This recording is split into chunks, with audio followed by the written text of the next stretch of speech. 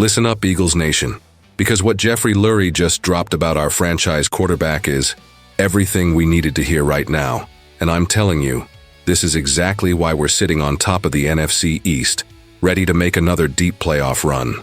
The man who signs the checks just went on record at the league meetings in New York and basically told the entire football world what we've known all along, that Jalen Hurts is built different, and the more people doubt him, the more he's going to silence every single critic out there. This isn't just owner speak.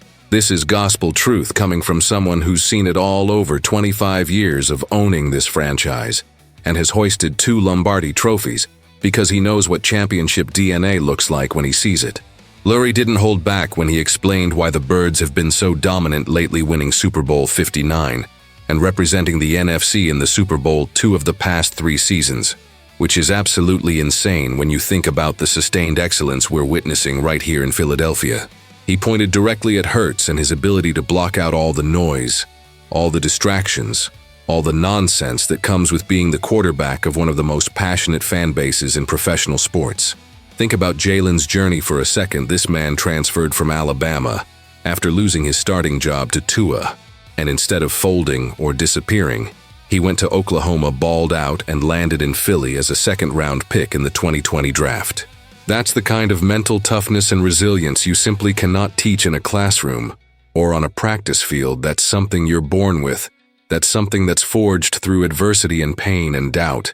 And boy, has Hurts faced adversity in midnight green, from the brotherly shove controversy that had the entire league crying about our dominance on 4th and short to the recent social media drama, with A.J. Brown posting cryptic messages that had everyone freaking out for no reason.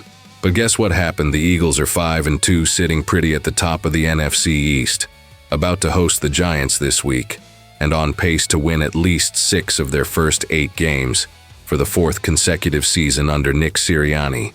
That's not a coincidence, that's not luck, that's championship culture. That's what happens when you have the right leader under center who refuses to let outside noise penetrate the locker room. Lurie put it perfectly, and I'm paraphrasing here, but he said it's one of the reasons they build the roster the way they do with guys like Jalen, because you absolutely have to have that resilience and understanding, especially in today's crazy world, where everyone has an opinion and a platform to share it. If you can't block out most of the noise, you're simply not going to perform at your maximum level. And here's the kicker. Jalen is one of those rare individuals where the more noise there is around him, the better he performs. Let that sink in for a moment. The louder the critics get, the more dominant our quarterback becomes. That's not just special, that's transcendent. That's the kind of mentality that wins championships in January and February, when the pressure is at its absolute highest. Look at what just happened against Minnesota. Hurts came out and threw for 326 yards, completing an absolutely ridiculous 82.6% of his passes, helping the Eagles snap a 2-game losing streak with a 6-point road victory against one of the better teams in the NFC. This was his biggest passing performance of the season, and it came right when we needed it most, right when people were starting to question the offense, right when the doubters were getting loud again. That's who Jalen Hurts is. That's what makes him so special. That's why Lurie and Howie Roseman bet the franchise on him and signed him to that massive extension, because they knew exactly what they had. Lurie's been around long enough to understand that being the reigning world champions comes with a target on your back, comes with noise and controversy and drama, because everyone wants to see you fail. Everyone wants to knock you off the mountaintop.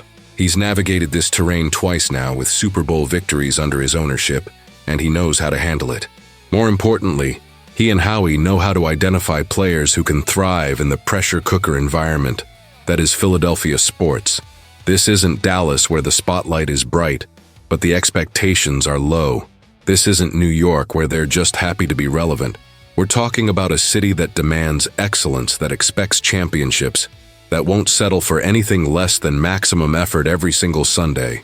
The owner made it crystal clear that in today's world, being able to manage the noise in a way where you relegate it to a bare minimum is absolutely key to winning.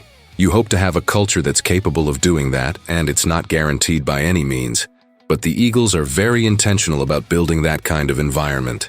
Culture takes care of things that provide both resilience and support systems while minimizing all the external nonsense that can derail a season. That's a massive deal in today's sports landscape where social media amplifies every little controversy, where every tweet gets dissected, where every look or gesture becomes a 3-day news cycle. Lurie isn't naive, though. He knows the noise is inevitable during a long, grueling NFL season. There are going to be lulls in performance.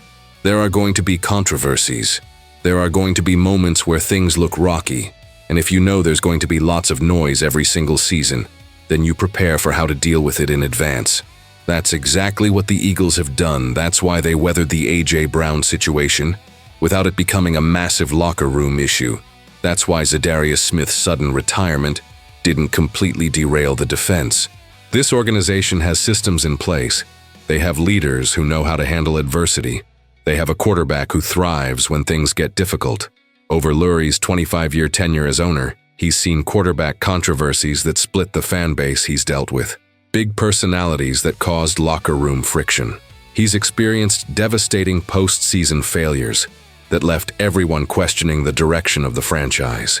But he's learned from every single one of those mishaps. He's taken those painful lessons and applied them to make this organization better, stronger, more resilient. The formula they've finally perfected is one that prioritizes mental toughness, that values character alongside talent, that understands winning in Philadelphia requires a special kind of person who can handle the intensity and pressure that comes with wearing midnight green. The owner wrapped it up by saying no one has higher expectations than the Eagles organization itself. They're incredibly self-critical and disciplined, and they hope that approach brings sustained success. That's the mindset of a champion right there. That's the attitude that separates pretenders from contenders. This team isn't satisfied with just making the playoffs. They're not content with winning a wild card game and calling it a successful season. They want to dominate. They want to win championships. They want to build a dynasty. And they have the right pieces in place to do exactly that. Right now, the Eagles are sitting at 5-2, getting ready to host a Giants team that's struggling mightily.